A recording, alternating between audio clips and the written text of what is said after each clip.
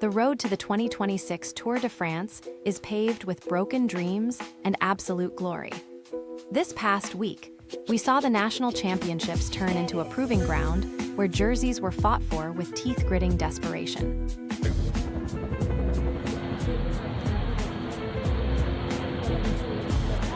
What have these riders got left? Who's got the best sprint? Look at the Spanish final kilometers. It's not just about the win, it's about the form. These riders aren't just racing for a national title, they're sending a message to the DS, a message that says, I'm ready for the yellow jersey fight. Over in Britain, the displays were nothing short of clinical. It's that ruthless streak, the ability to hold your nerve while the bunch collapses behind you, that defines the difference between a good season and a legendary one. And let's not ignore the French national scene. The tactics were pure chaos, a perfect warm-up for the tactical masterclass we expect to see at the TDF this July. It's raw, it's unfiltered, and it's exactly what makes cycling the greatest sport on earth. It reminds me of a comment left by user CyclingFan99, who noted, and I quote, "The national champs are honestly more stressful to watch than the Tour because one bad corner ruins a whole year of work." They aren't wrong. Now, as we shift gears from the domestic battles to the World Tour, the focus pivots to the 2026 Tour de France start list. We are looking at a billion-dollar roster. Every team has brought their heavy hitters, and the tech arms race is already visible in the paddock. It's not just the legs anymore. It's about the drag coefficients, the rolling resistance, and who has the absolute gold standard setup. You can see the disparity in the bike rankings. The gap between the budget-conscious builds and the top-tier pro machines is wider than ever. The road to the 2026 Tour de France is paved with broken dreams, but the start list we're looking at right now is nothing short of a billion-dollar masterpiece. Every team has brought their heavy hitters, and the tactical depth this year is absolutely unprecedented. On road bikes only, and where teams have got two different models to choose from, well, I'm going to price up the more aerodynamic version. Now, this year's tour also features time trials, and those bikes are super specialist, so I'm going to disregard those too. Right, onto the cheap. It's not just about the riders anymore, though. The TDF has evolved into a full-scale tech war. We're seeing teams obsess over marginal gains that were unimaginable just 2 seasons ago. Fans are already flooding the forums, with one commenter noting, "If these bikes get any faster, they'll need air traffic control to clear the route." But the real question every mechanic and enthusiast is asking, what is the absolute gold standard bike for 2026? We're tracking the price-to-performance curve, and the contrast between the budget setups and the top-tier pro builds is wider than ever. The road to the 2026 Tour de France is paved with broken dreams and high-stakes tech. But while the legs still power the pedals, the industry is betting that artificial intelligence is the secret weapon to stop the market slump. Wesker Valley.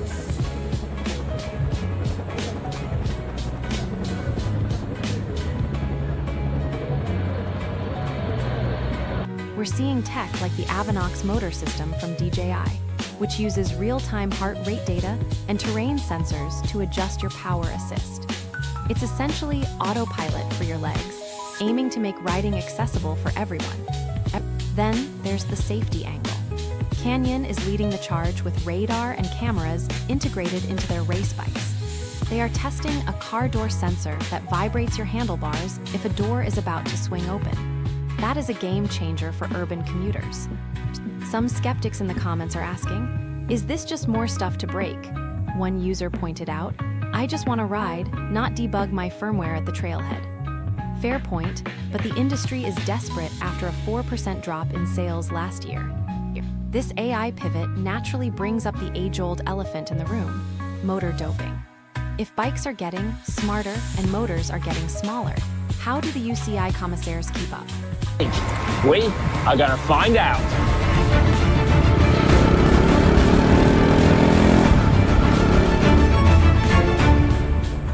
The reality, while the tech around the bike is evolving fast, pro racing is still purely about the output of the human engine.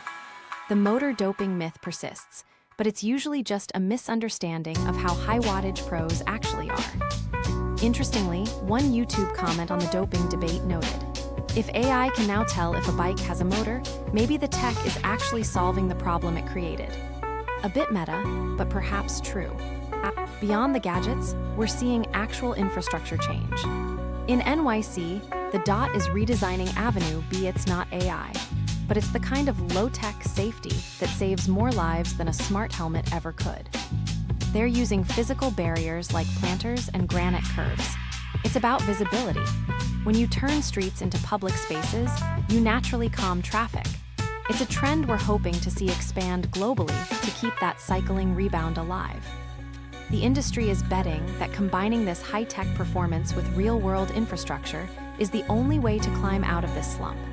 Let's see if the riders and the commuters buy in.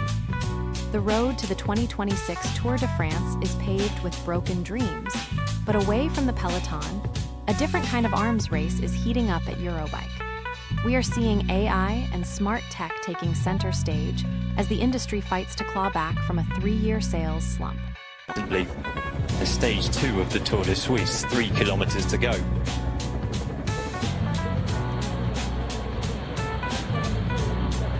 What have these riders got left? Who's got the best sprint? Take, for example, the new Avanox motor systems from DJI. They're using real-time heart rate data and terrain sensors to adjust pedal assistance dynamically.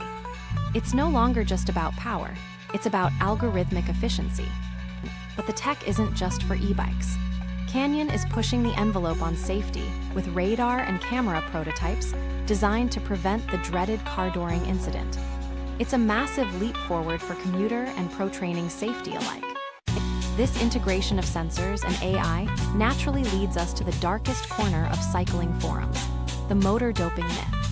Every time a new piece of tech appears, the conspiracy theories about hidden motors in the Tour de France start firing up again.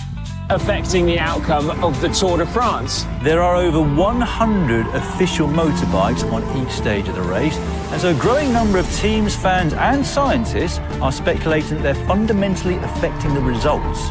But do they really? But let's be clear, pro racing is still about the legs.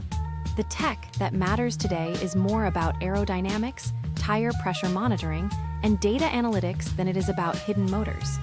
The sensors on these bikes are for safety and performance metrics, not for artificial propulsion. Even in the comments, the skepticism is real. One viewer aptly noted, "If they had motors, they wouldn't look that exhausted after a mountain stage." It's a reminder that no amount of AI can mask the sheer, painful effort required to win a grand tour. The tech is evolving fast, though. We're moving toward a future where bikes communicate with cars and infrastructure, creating a smart network of safety that could change the sport for everyone, from the casual rider to the World Tour pro. The road to the 2026 Tour de France is paved with broken dreams, but the future of the sport is already shifting gears in the most unlikely of places, the grassroots. While the World Tour giants battle over marginal gains and billion-dollar tech, a group of young guns is quietly preparing to represent the ARA Australian cycling team at the 2026 UCI Mountain Bike World Championships in Italy. This isn't just a local trip, it's a statement. Connor Wright, fresh off a dominant streak in Europe with 4 straight wins in the UCI Junior Series, is leading the charge. Joining him are Junior National Series winners Oliver Grand and Alana Fletcher. What's impressive is their versatility. These riders aren't just one-trick ponies. They've already cut their teeth in the brutal world of cyclocross. And let's not forget Freya Buckmaster, entering as the reigning junior women's national champion. She's got the raw talent to make a massive splash in Val di Sole this August. O Cycling's national MTB XCO coach Rob Holmgren put it perfectly. These athletes aren't arriving in Italy wide-eyed. They have the experience, the grit, and the support to be real contenders. It serves as a massive reality check for the industry. While we obsess over AI sensors and radar-equipped road bikes at Eurobike, the real hunger, the real future of the sport, is happening on the trails. I saw a comment on the forums earlier that said, "Finally, some news about actual racing instead of just battery specs." And honestly, they're not wrong. The road to the 2026 Tour de France is paved with broken dreams. But for these national champions, it's just the beginning of their journey to the yellow jersey. Whether it was the tactical masterclass in the British Championships or the raw, aggressive power displayed by the French winners, these races weren't just titles, they were statements. The sheer ruthlessness we saw at the finish lines proves the peloton is hungrier than ever. It's a high-octane setup for a TDF start list that is quite literally worth billions. With the 2026 Tour de France rosters now firming up, the tech war has shifted into overdrive. Everyone is obsessing over the hardware, who's riding the most aero frames and who's cutting weight where it counts. But it's not just about the bikes. We're seeing a massive shift at Eurobike towards AI integration. Think motor sensors and real-time safety radar that can actually predict car door openings. And of course, in the comments, the skepticism is real. One user noted, "If the bikes get any smarter, they'll be doing the climbing for us," which plays right into the age-old myth of motor doping. Let's be clear, pro racing is still powered by sheer human suffering, but the data-driven tech around them is making the sport safer and more precise than ever before. Moving from the World Tour to the future of the sport, the ARA Australian cycling team just announced their Junior XCO squad for the World Championships in Val di Sole. These young riders are the ones to watch. Connor Wright, in particular, has been dominating the European circuit, and seeing this depth of talent proves the grassroots pipeline is healthier than the market slump suggests. It's a stark contrast to the industry headlines, but it's exactly the kind of passion we need to bring the sport back to its roots. Speaking of passion, even the most dedicated vloggers are asking the hard questions. How do you fall back in love with cycling when the market is struggling and the grind feels endless? It's a relatable struggle. The reality is that for every shiny new piece of tech we lust after, it's the simple act of riding that keeps the industry and the community alive. The road to the 2026 Tour de France is paved with broken dreams, and this weekend's national championships proved that the pro peloton is more ruthless than ever. From the high-speed sprints in Spain to the tactical warfare on British roads, every rider is fighting for their spot on the start list. The 23 men combined together to take on 5 25-kilometre anti-clockwise laps, taking on the New Cross climb with its 17 and 18% gradients every single lap. This was the archetypal attritional national. The Tour de France 2026 isn't just a race anymore, it's a billion-dollar tech war. As the world's best teams finalize their rosters, the focus is shifting to the hardware. Everyone is asking, who has the fastest machine, and are we paying for a pro-level advantage or just marketing hype? Industry giants are scrambling to stop the market slump. We're seeing AI-driven motors from brands like Avanox that actually sync with your heart rate, and radical safety features from Canyon. Radar and car door sensors? It sounds like sci-fi, but it's coming to your local roads soon. Of course, every time tech evolves, the motor doping rumors ignite. While pro bikes are still purely leg-powered, the integration of smart sensors is changing the conversation. One commenter on the latest tech forum noted, "If the bike knows I'm tired before I do, am I even really riding it?" A fair point, indeed. It's not all high-stakes pro drama, though. Let's look at the grassroots. The ARA Australian Junior XCO squad is heading to Italy for the World Championships. These kids aren't just here to participate, they are the future of the sport, already proving their dominance in European racing series. This success story is a much-needed breath of fresh air in an industry dealing with a 3-year sales slump. Seeing young talent rise reminds us why we fell in love with cycling in the first place, beyond the specs and the gear. Speaking of falling in love with the bike, the vlogger scene has been getting real about the current market burnout. It's hard to stay motivated when the industry feels like a treadmill of new releases and high prices. Largely for the fact that life's just been pretty hectic recently, and as a lot of you know, I have a little daughter now, and of course. Now let's talk about finding that magic performance boost. We're heading to Italy to uncover some of the best kept secret riding spots, where the gear you choose, specifically your wheel set, can actually make or break your ride experience. Is there a perfect wheel set? Whether you're looking for aero gains or pure weight savings, the obsession with the perfect setup is at an all-time high. It's the quest for those marginal gains that keeps us all scrolling through spec sheets late at night. And keep an eye on the endurance market.